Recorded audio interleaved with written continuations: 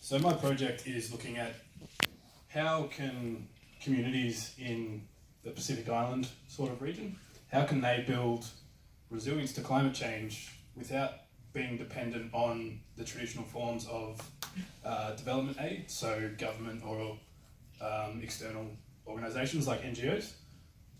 And this is a part finding of that larger project, and it's the impact of information flows and community communication channels on community resilience. So I'd like to start with a bit of a story about how this research team came together. So myself and Sebastian are at the University of Melbourne, and early last year we were contacted by Jared Troutbeck from Climates, who is a Melbourne-based not-for-profit who work in the Pacific region looking at community-led resilience programs. And he had been contacted through social media by Antonio from Going Green Enterprises, who he harvests sea cucumber from near Fiji and also an island a little bit further away in northeastern Fiji called Gumea. And in the Fijian resource governance system, you need traditional owners' permission before you can harvest from traditional grounds.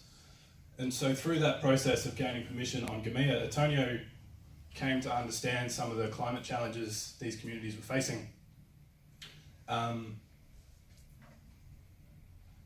So in our research program, we have two case study towns, Straketi and Togo, and they're facing issues of coastal erosion, which are taking away ancestral burial grounds in the foreground of that photo, periodic cyclones, the failing seawalls as well. You can see they've built up some adaptation projects in the corner, but in a lot of cases those aren't working anymore. And in 2016, in February, they had Cyclone Winston strike the area, and in December they had 3 weeks of rainfall, which led to those landslides. And those landslides took out the community hall, the medical centre and the school, which are the three recognised cyclone evacuation centres in the town. So through a participatory systems-based approach, we went to Gumea to try to map out the community values and community functions, and semi-structured interviews provided a good insight of the community values, the core values of the community, and focus group discussions provided a wider understanding of how the community functions, how the community interacts, and the combination of both of those methods gave a good overview of the social ecological system. Now, this project isn't trying to map the entire system, it's just trying to identify the key relationships, the barriers and enablers to resilience. So this diagram identifies the kind of bottleneck in the communication networks within the communities. So the two little pyramids, Straketi and Togo, the H stands for the village headman, and he's the main formal communication channel between the government and outside parties. GGE is for Going Green Enterprises, who contacted the chief to be allowed permission to fish.